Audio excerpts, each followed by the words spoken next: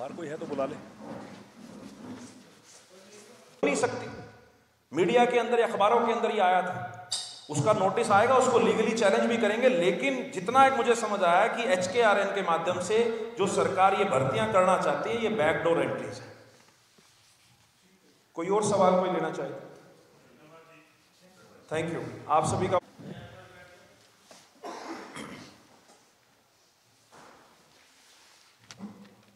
आज की प्रेस वार्ता में आप सभी का स्वागत है। मेरे साथ CET और TGT की जो भर्ती है उसकी तैयारी कर रहे कुछ अभ्यर्थी मेरे साथ हैं,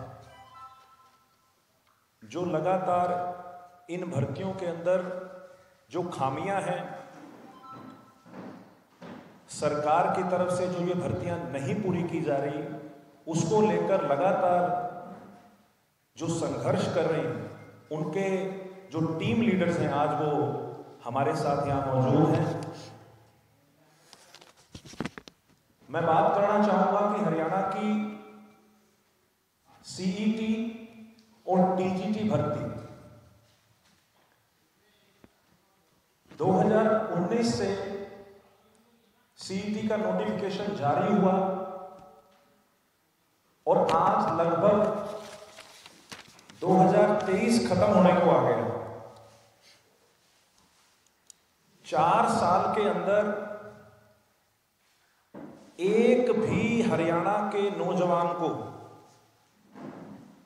सरकारी नौकरी CET के माध्यम से नहीं मिल पाई।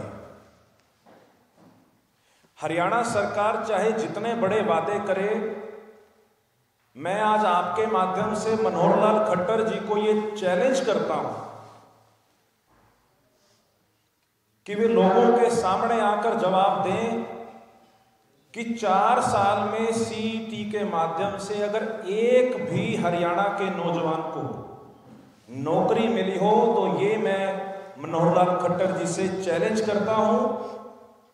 और उसके अलावा जो TGT, अभी कल ही हमने हरियाणा की विधानसभा में देखा कि हरियाणा के सरकारी स्कूलों की मूलभूत सुविधाएं और जो शिक्षा का स्तर है उसको लेकर लगातार विधानसभा में बहस हुई। और ये बात किसी से छुपी हुई नहीं है कि हरियाणा के सरकारी स्कूलों में शिक्षकों के अभाव की वजह से लगातार शिक्षा का स्तर गिरता जा रहा है।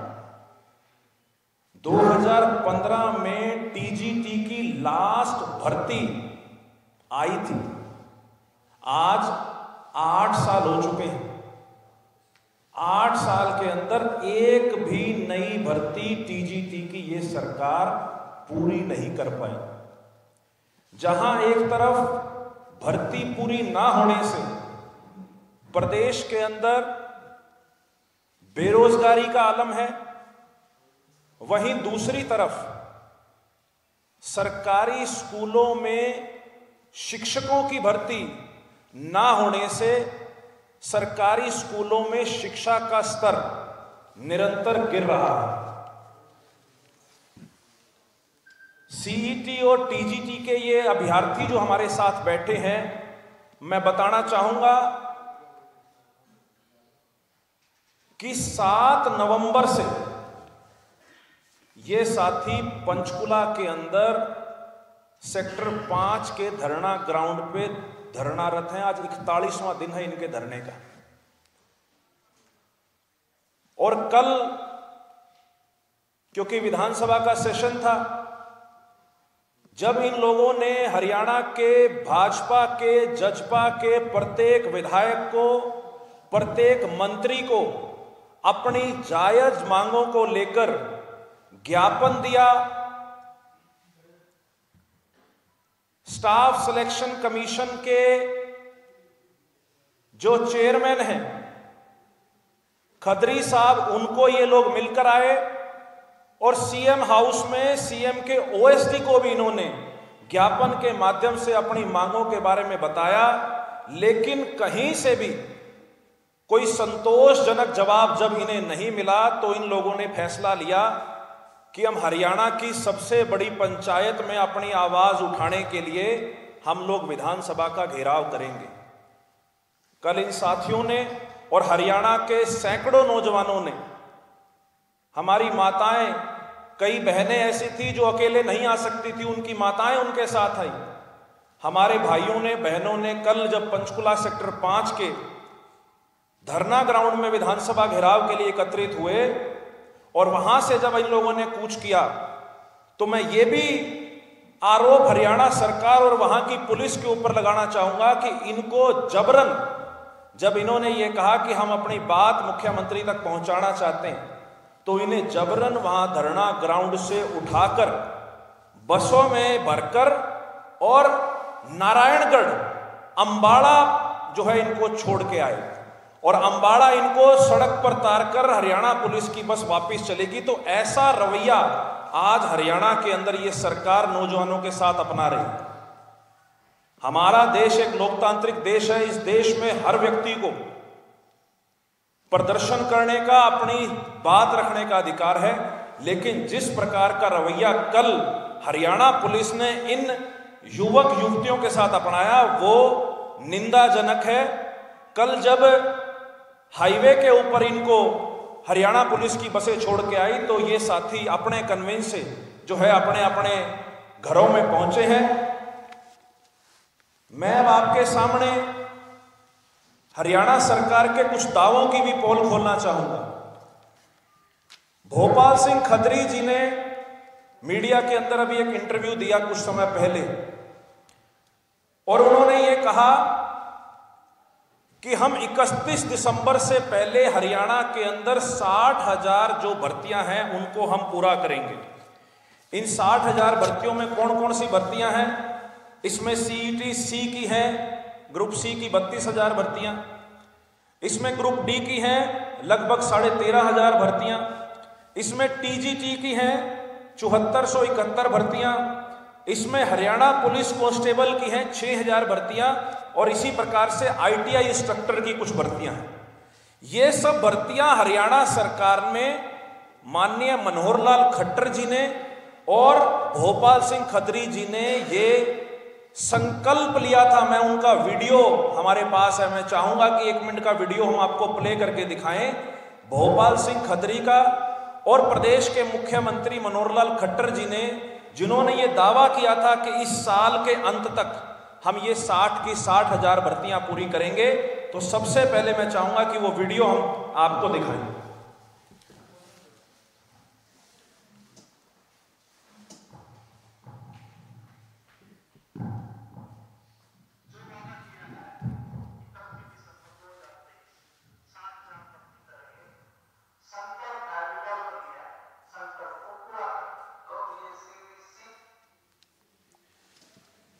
भोपाल सिंह खत्री जी कह रहे हैं कि हमारा संकल्प है और विकल्प नहीं है।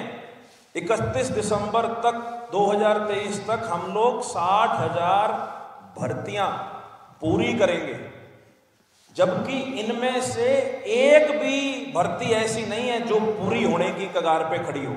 माननीय मनोहर लाल खट्टर जी ने भी प्रेस वार्ता करके ये बात करी। हमने उनका एक क्लिप लिया है बीच का, जो मैं चाहूंगा कि आपको सुनाया जाए कि मुख्यमंत्री जी इस क्लिप के अंदर इन भर्तियों को इस साल के अंदर पूरे करने की बात कह रहे हैं।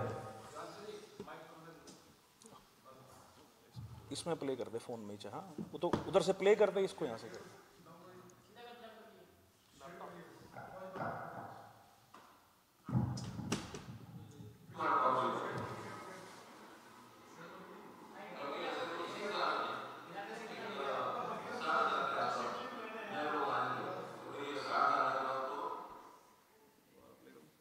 दोबारा प्ले कर दो।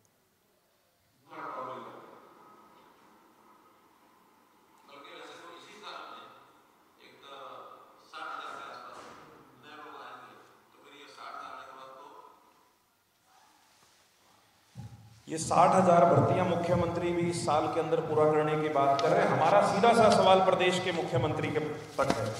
ये अखबार की कटिंग है, ये वीडियो रिकॉर्डिंग है, ये अखबार की कटिंग है जिसमें प्रदेश का मुखिया अगर कोई बात कह रहा है, लोगों का विश्वास होता है प्रदेश की मुख्यमंत्री की कोई कही बात पर। HSSC का चेयरमैन अगर कोई बात कह रहा है कि हम दिसंबर के अंत तक संकल्प लेते हैं कि हम ये सारी भर्तियां पूरी करेंगे, हम सरकार से सवाल पूछते हैं कि 60,000 भर्तियां तो दूर है पूरी करने की बात, आपने इसमें से 60 भर्तियां भी 60, मैं चैलेंज करता हूं 60 भर्तियां भी सरकार ने इसके अंदर पूरी नहीं करी।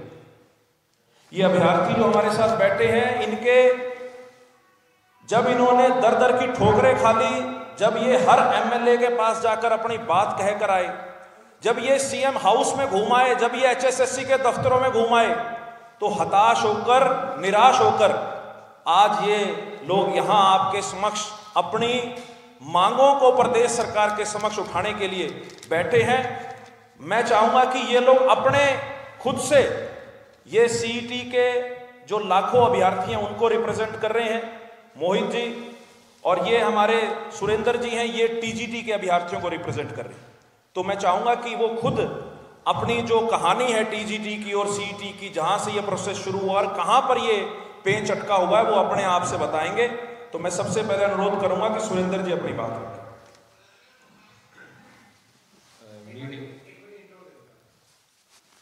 मैं TGT अभ्यर्थी हूं और TGT को रिप्रेजेंट कर रहा हूं, उसके संघर्ष को आवाज दे रहा हूं हरियाणा के अंदर। नाम बता दो अपना। मेरा नाम सुरेंद्र रावत है और मैं एक अभ्यर्थी हूं यहाँ पे। सुरेंद्र रावत, थोड़ा सा नीचे। हाँ जी, बस। तो सर, हमारा जो नोटिफिकेशन आया था वो अक्टूबर में आया था। बाद में इस भर्ती को रीशेड्यूल किया गया, पोस्ट सेम थी। बाद में फिर फरवरी में नोटिफिकेशन आता है और हमारी जो वैकेंसी थी 7471 थी। उसके बाद सारी प्रोसेस होती हैं और DV हो जाता है हमारा। उस टाइम खदरी जी बयान देते हैं, मेरे पास अखबार की कटिंग है और जो मेरा संघर्ष है वो मैं बताऊंगा इसके लिए। 30 जून को उन्होंने वादा किया था कि हम आपको सरकारी स्कूलों में भेज देंगे। प्राइवेट स्कूल के अंदर जो प्रोसेस होती है टीचर की, वो अप्रैल महीने में होती है। तो बच्चों ने इस आश्वासन में स्कूल ज्वाइन नहीं किया। उसके बाद इस भर्ती पर केस लगने स्टार्ट हो जाते हैं। बाद में खदरी जी कहते हैं 15 सितंबर को हर हाल में रिजल्ट आ जाएगा। फिर क्या होता है, इस भर्ती पे कुछ कोर्ट केस लग जाते हैं और एक केस उभर के आता है एक्सपीरियंस वाला। प्राइवेट स्कूल का मतलब प्राइवेट स्कूल का एक्सपीरियंस था। उसमें क्या था कि जिन बच्चों के 9 नंबर थे, उन्होंने DV मतलब कट ऑफ आने के बाद देखा कि उनकी शायद नंबर नहीं बन रहे, तो उन्होंने कोर्ट केस कर दिया। इसमें काफी सारे कैंडिडेट्स थे। इसके बाद जो रिशेड्यूल किया गया उसमें एक चीज जोड़ी गई थी कि हम केवल हरियाणा गवर्नमेंट स्कूल के जो एक्सपीरियंस है उसको कंसीडर करेंगे और इस भर्ती पर कोर्ट केस हो जाता है। जहां तक हमारा संघर्ष है, उसके बाद 12 सितंबर को एक 2 डेट पहले मिल चुकी थी। बाद में 12 सितंबर आती है, उसके 19 अक्टूबर आती है, उसके बाद 20 नवंबर और आज जो है ना 18 दिसंबर को हमारी अगली नेक्स्ट डेट है। हम संवाद के हमेशा पक्षधर रहे हैं। सरकार का हर दरवाजा हमने खटखटाया है। हमने मुख्यमंत्री के जनसंवाद में यमुनानगर बात की थी। हमारी सुमन बहन जो बहुत ही मजबूत स्तंभ है, उन्होंने बात रखी थी, उसकी मीडिया में क्लिप है। इसके अलावा पानीपत की हमारी मजबूत टीम है, उन्होंने भी बात कर रखी। CM साहब के दोनों जगह बयान थे AG को।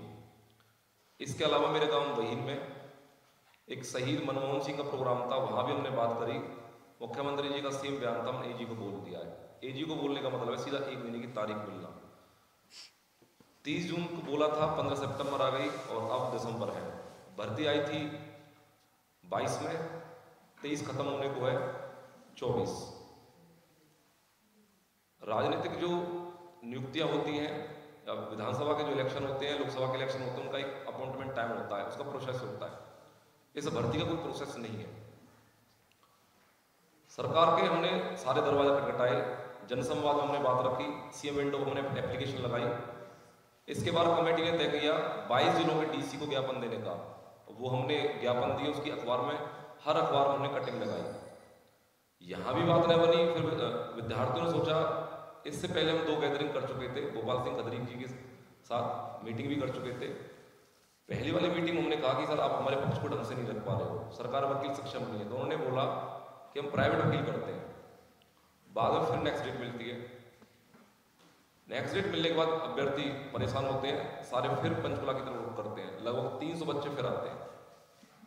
खदरी जी बोलते हैं कि आपको थर्ड पार्टी बनना पड़ेगा, इसके अलावा कोई भी अल्टरनेटिव नहीं है। इसके अलावा 2-3 हमने और मुलाकात करी, उसमें भी यही था कि आपको थर्ड पार्टी बनना पड़ेगा। अभी हम कुछ दिन पहले जो हमारे केस को देख रही है सुनीति जैन जी, हाई कोर्ट में अभ्यर्थी गए और पूछा कि क्या चल क्या रहा वास्तव में, क्या मैं थर्ड पार्टी बनना चाहिए? वकील का ये जवाब था थर्ड पार्टी नहीं बनना चाहिए। मुख्यमंत्री से मिलने का काफी प्रयास किया गया बट नहीं हो पाया। दिवाली से पहले हमारी टीम सीएम आवास जाती है दिवाली की शुभकामना देने के लिए और अपनी बात को रखने के लिए। वहां आश्वासन दिया जाता है कि मैंने एजी को बोल दिया है, वकील को फोन करा दिए, आपको अगली डेट नहीं मिलेगी, अब है सोल्यूशन हो चुका होगा। बात वही भी नहीं बनी। इसके अलावा हमारी लगभग 300 बच्चों की जो गैदरिंग थी गुड़गांव में, जो एसडी जवाहर यादव जी हैं, उन्होंने आश्वासन दिया कि दिसंबर तक हम भर्ती पूरी कर चुके होंगे। दिवाली से पहले हम मिले थे, हमने कहा था सर दिवाली का तोहफा दे दो। उनका एक बयान था, उनका एक स्टेटमेंट था कि जो गवर्नमेंट है वो त्योहारों के आधार पे नौकरी नहीं देती है, एक प्रोसेस होता है। तो मैं प्रोसेस की बात यहाँ पे करने आया।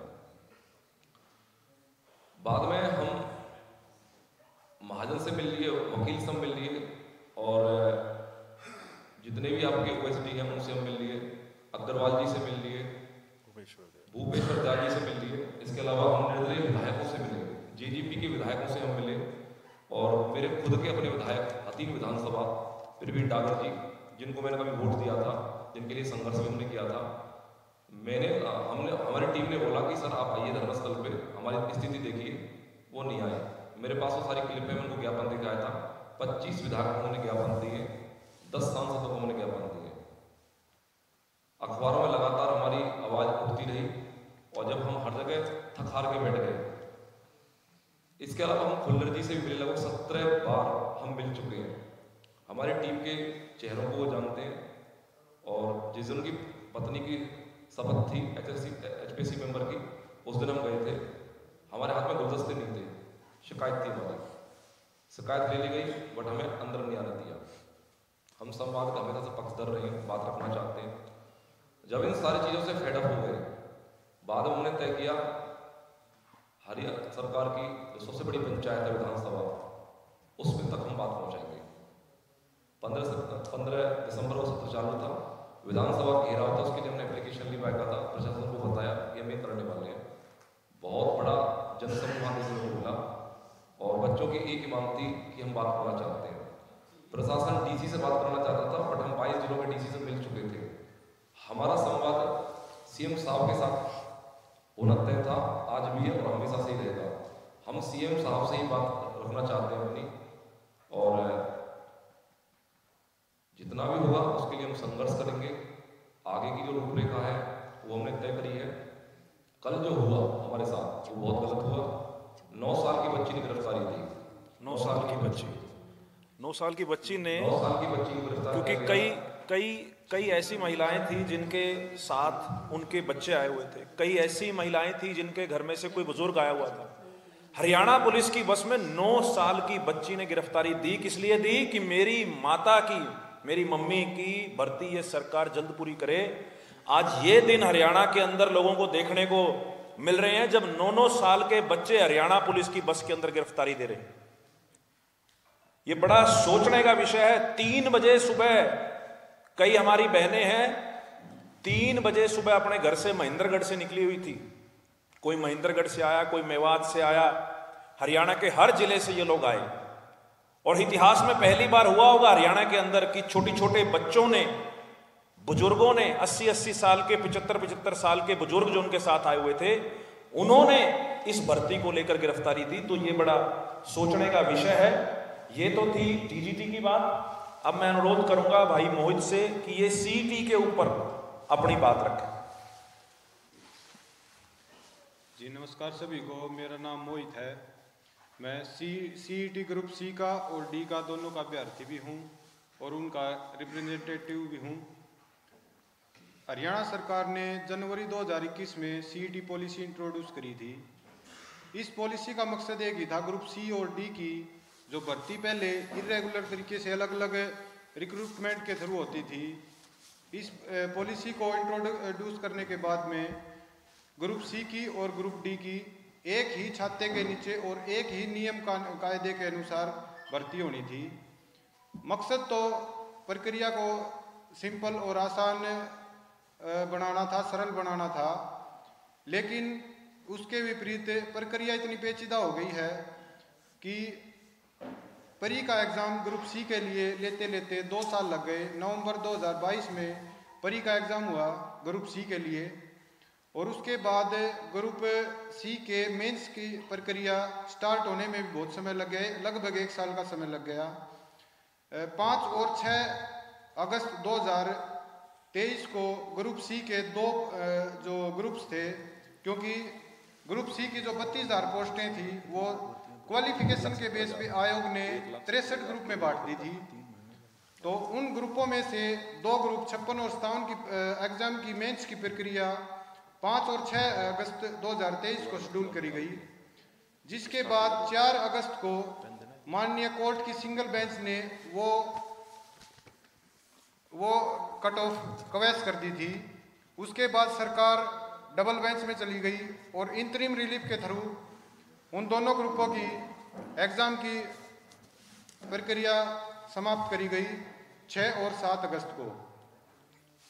उसके बाद अब लगातार 4 तारीखें कोर्ट की ज़ाया हो चुकी हैं। 4 अगस्त की तारीख के बाद में 3 सितंबर और 1 अक्टूबर की तारीख लगी। दोनों तारीखों में ना तो सर्विसेज कंप्लीट करी गई, और जो सरकारी वकील थे वो कोर्ट में अपीयर हो गए केवल एक बात बोल के कि हमने जो होमवर्क करना था वो अभी हमने पूरा नहीं किया है, अभी हमें और समय की मोहलत चाहिए, और नेक्स्ट डेट की डिमांड कर दी गई। 1 अक्टूबर की डेट में ये निकल के आया कि केवल मात्र 25 रुपये की जो फीस आयोग ने कोर्ट में भरनी थी वो ना भरने के कारण अगली डेट दे दी गई। नेक्स्ट हियरिंग जो है हाई कोर्ट की 31 अक्टूबर की मिली। 31 अक्टूबर से सभी सीईटी अभ्यर्थियों को, क्योंकि प्रक्रिया पे स्टे था, फर्दर प्रक्रिया जो 61 ग्रुप की मेंस की प्रक्रिया, मेंस के एग्ज़ाम की प्रक्रिया रुकी हुई थी, और 2 ग्रुप का जिनका पेपर हो चुका था उनके परिणाम की पे भी स्टे था, उसमें भी कुछ बहस नहीं हुई। अब सरकार लगातार सुनवाइयों में ना तो बहस कर रही है, ना हमारी प्रॉपर पैरवी हो रही है। हमने हर तरीके से अपनी आवाज़ को सरकार के हर पटल पर रखने की कोशिश करी। 31 अक्टूबर से पहले हमने 27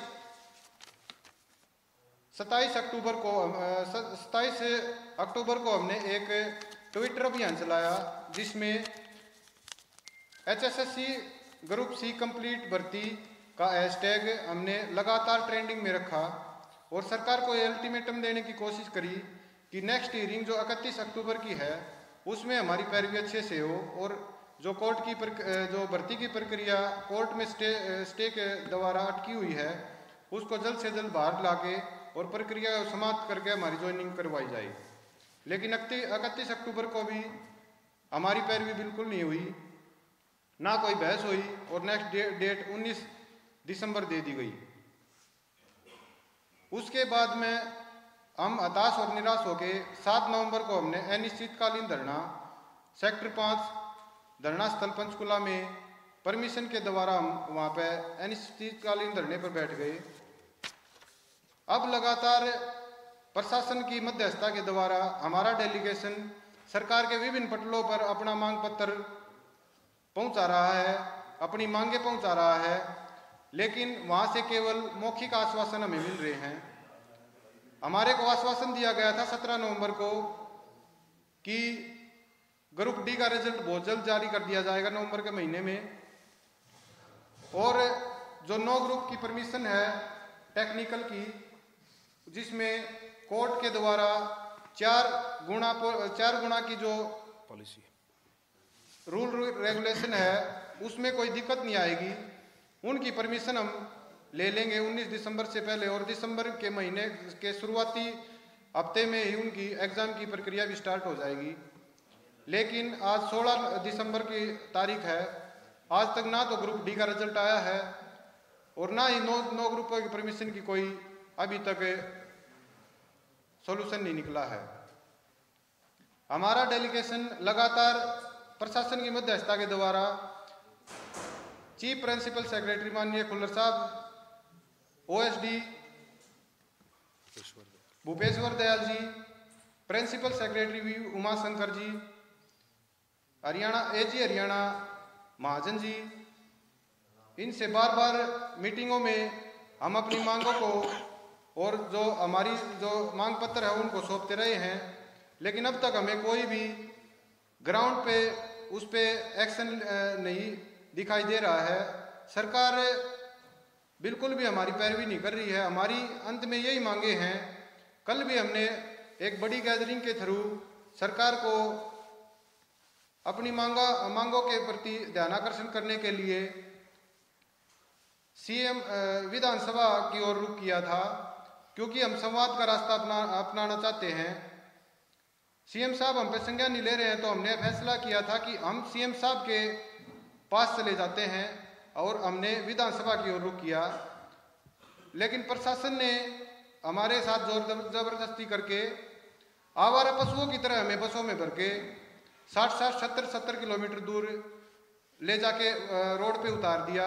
हमारे साथ महिलाएं और लड़कियां भी थी जो रात 7 बजे तक काफ़ी देर तक सड़कों पे घूमती रही।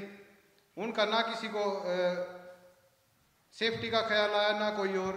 प्रशासन बड़ी बेरुखी से हमें 60-70 किलोमीटर दूर उतार दिया और पीछे से हमने जो अस्थायी टेंट वहाँ पे धरना स्थल पे लगाया था उसको भी अव्यवस्थित कर दिया, तहस नहस कर दिया, ताकि ये धरना वहाँ से हटाया जा सके। इसकी परमिशन ये है, जिसकी परमिशन धरना स्थल पे बैठने की हमने 3 नवंबर को ही ले ली थी। 7 नवंबर से क्योंकि हमने धरना स्टार्ट करना था, हम लीगली तौर पे वहाँ पे बैठने के लिए, क्योंकि वो धरना डेडिकेटेड धरना स्थल है, वहाँ पे बिना परमिशन के भी कोई भी धरना दे सकता है, लेकिन फिर भी हमने कानूनी रास्ता अपनाया और परमिशन लेके हम वहाँ पे बैठे थे। उसके बावजूद भी प्रशासन ने हमारे साथ में ये रवैया अपनाया।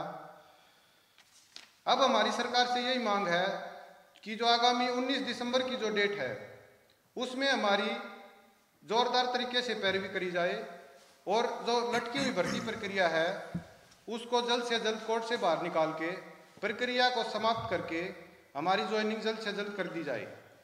सरकार ने और आयोग ने हमसे बार बार ये वादा किया था कि 31 दिसंबर तक हम जो 60,000 की भर्ती प्रक्रिया हमने स्टार्ट की है वो 31 दिसंबर तक हम पूरी कर देंगे, जिसकी कटिंग मैं आपको ये दिखा रहा हूँ। लेकिन हम 16 दिसंबर को आज बात कर रहे हैं, मात्र 14 दिन रह गए हैं, लेकिन ग्रुप सी की मेंस की एग्ज़ाम भी अभी तक कंडक्ट नहीं करवाए गए हैं। हम तो सरकार के भरोसे, आयोग के भरोसे, जो उन्होंने संकल्प लिया था उसके भरोसे लगातार पढ़ाई कर रहे हैं, लेकिन हमारी क्या गलती है इसमें? सरकार अपना संकल्प जल्द से जल्द पूरा करे, हमारी यही मांग है, और हमें हमारी मेहनत का फल जल्द से जल्द दे। एक साथी हमारे कुछ बात रखना चाह रहे हैं, 2 मिनट। जी नमस्कार। हो जाएगा। मैं ग्रुप नंबर 22 से यंग एस्पिरेंट हूँ। मैं मोहित जी ने जैसे बताया कि ग्रुप से 32,000 पोस्टों में भी मेरी 9 ग्रुप में से सरकार ने ये दैनिक सवेरा न्यूज़पेपर है, इसके अंदर 9 नवंबर को कटिंग दी थी कि ये जो 9 ग्रुप हैं जिनके अंदर 4 गुना से भी कम बच्चे हैं और जो केस हैं वो डिजर्व भी नहीं करता इस ग्रुप पे। ये सॉफ्ट कॉर्नर था सरकार का। अगर चाहती तो सरकार इन केसों को पैरवी करके थोड़ा सा रुक लेके, थोड़ा सा अपना स्टैंड लेके उनको ईजिली माननीय जज साहब के पास से इनकी परमिशन ले लेती। इसके बाद ये दैनिक भास्कर अखबार न्यूज़पेपर में मनोज यादव अधीक्षक अभियंता बिजली निगम रेवाड़ी की स्टेटमेंट है, जिन्होंने 13 सितंबर को बोला था कि निगम के पास 40% स्थायी कर्मचारी नहीं है, व्यवस्थाएं बेटी बचाओ बेटी पढ़ाओ बोलते हैं। बोल दे इसी को बोलेंगे बाकी तो आपने एक्सप्लेन करी टीजीटी पोस्ट से बिजली इमरजेंसी विभाग है वो किसी प्रकार की छुट्टी नहीं कर ले पा रहे हैं। इधर आने वाले जो नए एस्पिरेंट है वो तैयार है, देरी इसलिए हो रही है, किसकी वजह से हो रही है, ये गेट को मालूम में घूम रही है। इसके लिए जिम्मेदार कहीं ना कहीं हरियाणा स्टाफ सिलेक्शन कमीशन है और हरियाणा सरकार है। किस लिए कर रहे हैं, क्या कर रहे हैं, ये तो ये जाने। जब उनको मैन पावर की जरूरत है, बिजली जैसा इमरजेंसी विभाग जहाँ वर्कलोड ज्यादा है, उनको मैन पावर चाहिए, उनके खुद अधिकारी बोलते हैं। आपने इसे सब में देखा होगा कि हाँ कहीं ना कहीं प्रॉब्लम है बिजली में, और आने वाले नए एस्पिरेंट भी तैयार है। 3 बार पेपर पोस्टपोन कर दिए इन्होंने, और उसके बाद भी पेपर कब होगा इसका कोई पता नहीं है। सॉफ्ट कवर में रखा नहीं हुआ तो 4 गुना भी नहीं है, जो कि इसको रिजल्ट भी नहीं करता, फिर भी नहीं कर पा रहे हैं। विभाग को मैन पावर की जरूरत है, इनको बच्चों की जरूरत है, बच्चे डिजर्विंग है, सीटी क्वालिफाई है, पास है, अगले में पेपर के लिए तैयार है, लेकिन उनको ये नहीं पता आपका पेपर कब होगा, कौन देगा इस बात का सवाल का जवाब देगा। मैं तो आह्वान करूंगा उनका कि आप मेरी बात को संज्ञान में लें और इन युवाओं का हित चुनें, इनको रोजगार दें। धन्यवाद।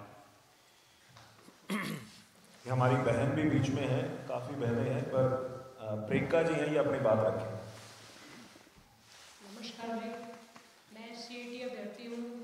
जैसा कि पहले सीईटी अभ्यर्थियों ने बताया कि जो सीईटी पॉलिसी है वो पिछले 4 साल से लागू हुई है, और ये लागू करने का यही मेन मोटो था कि कोई भी जैसे आगे रिक्रूटमेंट पॉलिसी में कोई भी कैंडिडेट रिपीट ना हो और जल्द से जल्द भर्तियाँ करवाई जाए।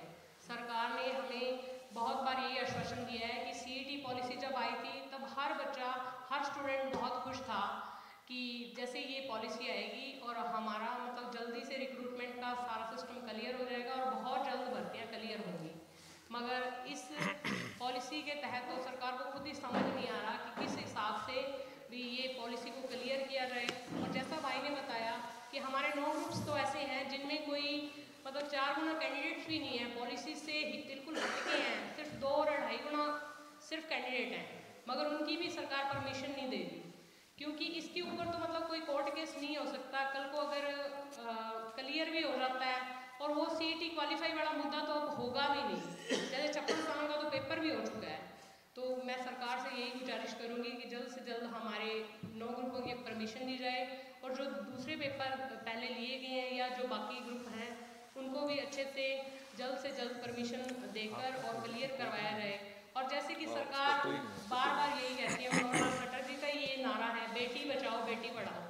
हम बेटियां हैं, हम सरकार की बेटियां हैं, और पढ़ के क्या करेंगे? हम 4-4 साल से 5-5 साल से पीछे से पढ़ के, और देखो जैसे कल धरना स्थल पे भी सबने देखा ही होगा, सबने वीडियोस देखी होगी कि छोटी छोटी बच्चियां भी वहाँ पे थी, लेडीज़ भी थी, कुछ गर्ल्स भी थी, और हमें प्रशासन ने ज़बरदस्ती रोड्स पे जाके छोड़ दिया। कोई सेफ्टी नहीं है, कोई कुछ नहीं है।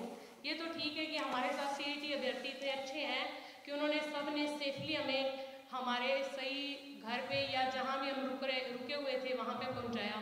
पर सरकार से हम यही पूछना चाहते हैं कि हमारी गलती क्या है? हमारी गलती सिर्फ इतनी है कि हमने पढ़ाई की है।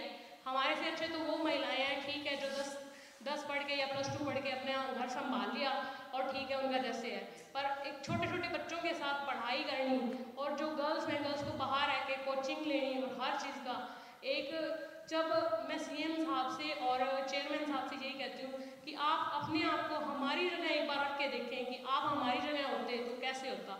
जैसे आगे चुनाव तो नेक्स्ट ईयर है, अभी से आप तैयारियां कर रहे हो, अगर चुनाव डिले हो तो आपको कैसा लगेगा? वैसे ही हमें लग रहा है, तो जल्द से जल्द हम हमारे एग्जाम लिए जाए और हमारी भर्ती प्रक्रिया पूरी की जाए। धन्यवाद। देखिए इनकी, मैं एक लास्ट बात करता हूँ, उसके बाद आपके प्रश्न भी लेंगे। देखिए इनकी बातें आपने सुनी, और कहीं ना कहीं इसके अंदर जो मैटर कोर्ट में चल रहा है वो सब जूलियस है, जो मैटर उसके अंदर किसी के ऊपर कोई कंट्रोल नहीं है, वो हम भी समझते हैं। लेकिन कोर्ट के अंदर अगर सरकार जवाब ना देने के बजाय तारीख पे तारीख ले रही है, तो उसका कारण है कि वो भर्ती कहीं ना कहीं डिले हुई है। ये जो साथी बैठे हैं ये सिर्फ ये चाहते हैं कि जो भर्तियां कोर्ट में लटकी हुई है, सरकार कम से कम उसकी पैरवी मजबूती से करे। सरकार कम से कम जो जवाब देना है वो सरकार 1 तारीख पे जो जो जवाब देना है वो जवाब सबमिट करे। सरकार अगर कोर्ट में जाकर ये कहेगी कि अभी हमारा होमवर्क कंप्लीट नहीं हुआ है इसलिए आप हमें अगली तारीख दे दीजिए, तो ये तो कोई जायज चीज नहीं है। और एक बात और सोशल मीडिया पे बड़ी वायरल हो रही है, हरियाणा के इतिहास में कल पहली बार किसी मुख्यमंत्री के खिलाफ उस प्रदेश के बेरोजगारों ने कसम खाई है। पहली बार ऐसा हुआ है। कल हरियाणा के सैकड़ों हजारों बेरोजगारों ने पंचकुला के अंदर, वो वीडियो वायरल हो रहा है ये नौजवान साथियों का, इन्होंने कसम खाई है। इन्होंने कसम क्या खाई है कि खट्टर साहब अगर हमारे लिए सरकारी भर्ती नहीं है तो 2024 में आपकी भी विधानसभा में भर्ती नहीं होने देंगे। इन्होंने ये कसम खाई है कि प्रदेश का मुख्यमंत्री जिस भी विधानसभा से चुनाव लड़ेगा, अगर ये भर्तियां पूरी नहीं होती तो ये सभी हरियाणा के बेरोजगार उस विधानसभा में जाकर मुख्यमंत्री का विरोध करेंगे और मुख्यमंत्री को चुनाव हरवाने का काम करेंगे। ये शपथ हरियाणा के बेरोजगारों ने खाई। ये जितनी भी आपके सामने भर्तियों की बात हुई, मैं एक छोटा सा एग्जाम्पल दूंगा। बिहार के अंदर अभी आपने सुना होगा कि 3 महीने के अंदर बिहार सरकार ने 1,70,000 भर्तियां निकाल के उनको ऑफर लेटर तक दे दिए और उसके बाद नई भर्तियों की एडवर्टीजमेंट निकाल दी। कहने का मतलब है कि अगर सरकार की नीयत और नीति साफ हो, अगर सरकार ये चाहती है कि सरकारी रोजगार हरियाणा के नौजवानों को दिए जाएं, तो सरकार के लिए कोई बहुत बड़ी बात नहीं है कि ये भर्तियां पूरी करवाना। कहीं ना कहीं ये जो एक HKRN की ठेकेदारी हरियाणा सरकार ने उठा रखी है अपने सिर के ऊपर, सरकार कहीं ना कहीं ये सरकारी भर्तियां रोककर ये कौशल रोजगार निगम का जो ठेका मनोहर लाल खट्टर जी ने अपने पटे में चढ़ा रखा है, सरकार उसके माध्यम से बैकडोर एंट्री करना चाहती है। हम ये सरकार से अनुरोध करते हैं, ये रिक्वेस्ट करते हैं, दरख्वास्त करते हैं कि ये भर्तियां 60,000 जो आपने संकल्प लिया है, आप ये 60,000 नौकरियों का संकल्प पूरा करें। इसीलिए इन सभी अभ्यर्थियों ने एक फैसला और लिया है कि हरियाणा का विधानसभा का सत्र सोमवार को शुरू होगा और जिस प्रकार से मैंने आपको वीडियो सुनाई कि भोपाल सिंह खादरी और खट्टर साहब ने खुद ने यह संकल्प लिया है कि हम दिसंबर 31 तक ये भर्तियां पूरी करेंगे, तो हम लोगों ने ये फैसला लिया है, इन सभी साथियों ने ये फैसला लिया है कि सोमवार को सुबह प्रत्येक भाजपा के जजपा के विधायक को हम लोग एक पत्र सौंपेंगे और उसमें उस पत्र में बकायदा लिखा होगा कि आप कृपा करके हरियाणा के मुख्यमंत्री मनोहर लाल खट्टर को उनका संकल्प याद दिलाएं। ये संकल्प पत्र हम तैयार करके सोमवार को सेशन शुरू होने से पहले हरियाणा के प्रत्येक भाजपा जजपा के MLAs को जो है हम ये संकल्प पत्र देंगे। और हमारी फिर से सरकार से ये मांग है कि सरकार तुरंत प्रभाव से इन अभ्यर्थियों के ऊपर थोड़ा अपना ध्यान आकर्षण करे और इनकी भर्तियां जल्द से जल्द कोर्ट से बाहर निकलवाकर पूरी की जाए। आप कोई सवाल लेना चाहें तो आप ले सकते हैं।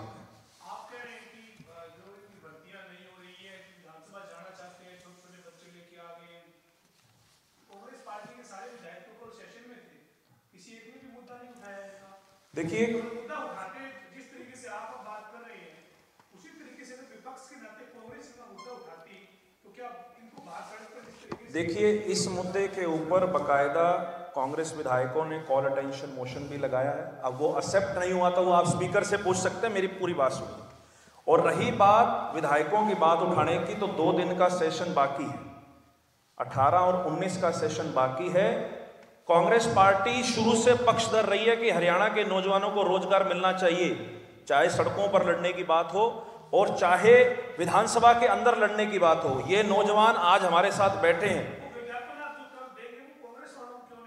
कांग्रेस वालों को भी देंगे, सभी विधायकों को देंगे। हम तो चाहते हैं कि मुख्यमंत्री को जगाया जाए, हम चाहते हैं कि प्रत्येक एमएलए मुख्यमंत्री को वो दे संकल्प पत्र कि जी हरियाणा के नौजवान चाहते हैं कि आप अपना संकल्प याद करो कि आपने एक संकल्प लिया था कि 31 दिसंबर तक आप सारी भर्तियां पूरी करेंगे। हम सभी विधायकों को देंगे, इंडिपेंडेंट एमएलए को भी देंगे, सभी विधायकों को देंगे, सभी विधायकों को हम वो संकल्प पत्र देंगे। इसके साथ ही ये भर्ती अटकी हुई है, जो टीजीटी की भर्ती अटकी हुई है, मुख्यमंत्री जी से प्रेस कॉन्फ्रेंस में पूछा गया तो उन्होंने कहा कि कुछ गिरोह काम कर रहे हैं हरियाणा में जो हाईकोर्ट चले जाते हैं और वहां जाकर किसी भी तरह से एक याचिका लगाते हैं, उसके बाद पूरी प्रोसेस के ऊपर स्टे हो जाती है या पूरा प्रोसेस रुक जाता है। उनका ये सीधा सीधा आरोप था कि कुछ लोग हैं जो एक गिरोह के रूप में काम कर रहे हैं, वो चाहते नहीं कि हरियाणा में कोई भर्ती सिरे चढ़े, क्योंकि जो भर्ती सिरे चढ़ेगी तो श्रेय सरकार को मिलेगा, कमीशन को मिलेगा, ऐसे में उस भर्ती को सिरे नहीं चढ़ने चाहते। तो क्या इन जो आपके साथ बैठे इनके पास ऐसा कोई जानकारी हो कि ऐसा कोई गिरोह है क्या, या कहाँ कमी है कि कोर्ट के अंदर पैरवी नहीं, कोर्ट में भर्ती तो जाती ही क्यों है, और जाती है तो कोई बाकी में कोई गिरोह काम कर रहा है जो हर भर्ती कोर्ट में चली गई, 60,000 पद भरे जाने हैं, 60 के 60,000 कोर्ट में अटके हुए हैं, तो कारण क्या है इसका, कोई विशेष कारण है? आपके साथ ही साथी बैठे हैं रावत साहब, ये बता सकते हैं कोई विशेष? मैं एक मिनट का जवाब दूंगा। पहली बात तो जो आपने एक सवाल पूछा कि 60 की 60,000 भर्तियां, कई ऐसी भर्तियां जो कोर्ट में लटकी हुई। आप भी बड़े बुद्धिजीवी व्यक्ति हैं और शायद जो ये पॉलिसी बनाते हैं वो भी बड़े एक एक्सपीरियंस उस स्पेसिफिक फील्ड में बड़े क्वालिफाइड लोग होंगे। कहीं ना कहीं पॉलिसी के अंदर ऐसा लूप होल होता है कि जिसकी वजह से कोई भी व्यक्ति हाईकोर्ट पहुंच जाता है। हाईकोर्ट वैसे तो किसी का केस एक्सेप्ट नहीं करता। अगर हाईकोर्ट को लगता है कि इसके अंदर कोई ना कोई खामी है, अगर माननीय उच्च न्यायालय को लगता है कि इस व्यक्ति के अधिकारों का हनन हो रहा है, तभी वो केस एक्सेप्ट होता है। और रही गिरोह की बात, मुख्यमंत्री जी के पास तो सारे तंत्र मंत्र हैं। मुख्यमंत्री जी आज इस समय सर्वोसर्वा है। अगर इस समय इस टाइप का कोई गिरोह काम कर रहा है तो मुख्यमंत्री जी उसके ऊपर कार्रवाई करवाएं। कोई व्यक्ति इस प्रदेश के अंदर अगर कोई गलत कार्य कर रहा है तो मुख्यमंत्री जी के पास पुलिस प्रशासन है, सारी एजेंसीज हैं, आप उसके ऊपर कार्रवाई करवाएं। बाकी रही इन साथियों से, ये आप इस बात का आपकी का जवाब दें।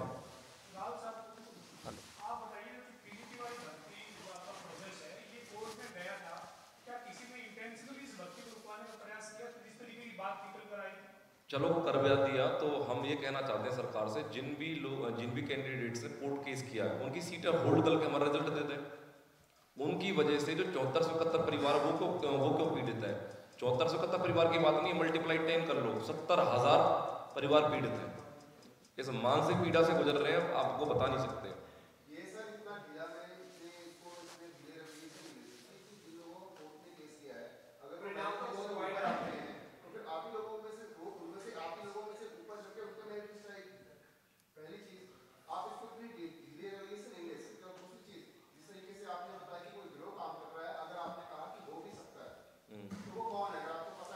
मैं आपकी जानकारी दुरुस्त करने के लिए बताता हूं कि ये जो टीजीटी के ऊपर, सीटी के नहीं, टीजीटी के ऊपर जो कोर्ट के अंदर मैटर है, वो प्राइवेट और सरकारी स्कूलों में एक्सपीरियंस के मार्क्स ऐड होंगे या नहीं।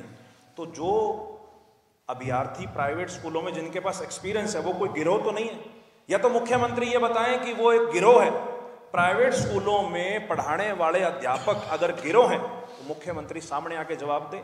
18 व्यक्ति हैं उसके अंदर, 18 के करीब। उस केस के अंदर जिन लोगों ने वो नहीं, मैं एक एक करके आ जाता हूं, मैं एक एक के लिए आ जाता हूं। पहले टीजीटी पे आ जाते हैं, फिर सीटी पे आ जाएंगे, एक एक करके आ जाएंगे। कोर्ट के अंदर जब कोई मामला जाता है तो किसी ना किसी के नाम से जाता है। आप उस व्यक्ति का डाटा खंगालिए। 18 व्यक्तियों ने टीजीटी का केस कर रखा है, मान लो 20-30 ने सीटी पे कर रखा है केस, आप खंगालिए वो व्यक्तियों का डाटा, आप उनका बैकग्राउंड खंगालिए। अगर इस टाइप के कोई लोग हैं तो हम उनके पक्षधर, थोड़ा हम उनके खिलाफ हैं। हम चाहते हैं कि भर्तियां पूर्ण रूप से, स्पष्ट रूप से जल्द पूरी होनी चाहिए ताकि सभी को समय पर रोजगार मिले। ये हमारी मांग है।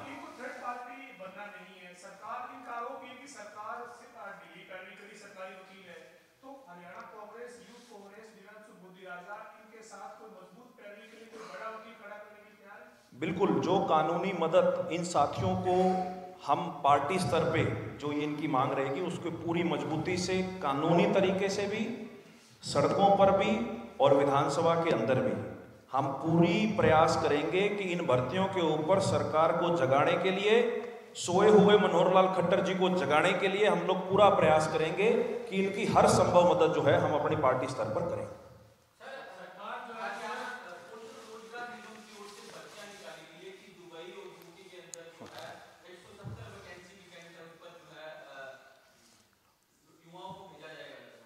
देखिए, बड़ा हास्यास्पद लगता है। मैंने भी सुबह एडवर्टीजमेंट देखा तो मुझे लगा शायद किसी व्यक्ति ने वैसे ही मजाक कर दिया है, पर जब पता लगा कि इजराइल के अंदर और दुबई के अंदर HKRN के माध्यम से भर्तियां होंगी, तो ये हरियाणा सरकार हरियाणा की है कि दुबई की है कि इजराइल की, ये सवाल मैं खट्टर साहब से पूछना चाहता हूँ। पहली बात तो ये है कि HKRN की पॉलिसी जो सरकार लाई है, इस पॉलिसी को लाने में सरकार की एक बड़ी गहरी मंशा है। जितनी भी भर्तियां सरकार ने इस पॉलिसी के माध्यम से करी है, सरकार कहीं ना कहीं पक्की भर्तियों को ना करके और HKRN के माध्यम से भर्तियां करना चाहती हैं, बैकडोर से एंट्रीज करना चाहती हैं। तो सरकार कहीं ना कहीं इन भर्तियों को लटकाने का जो मुख्य कारण है, उसमें भी कहीं ना कहीं ये HKRN की भर्ती की बू आती है कि सरकार चाहती है कि इन भर्तियों को रोककर और TGT जैसे जो अध्यापक हैं उनको भी सरकार HKRN के माध्यम से करना चाहती है। बड़ी हैरानजनक बात एक और है, 3 दिन पहले एक खबर लगी, उसका नोटिस तो खैर नहीं आया, कि असिस्टेंट प्रोफेसर्स को भी ये सरकार कॉन्ट्रेक्चुअल बेसिस पे HKRN के माध्यम से भर्ती करना चाहती है। मैंने 17 कागजों की पॉलिसी पढ़ी है HKRN की। 2022 में वो पॉलिसी आई और 2023 में उसकी अमेंडमेंट आई। 3 लेवल हैं उसके अंदर जो सरकार भर्ती कर सकती है।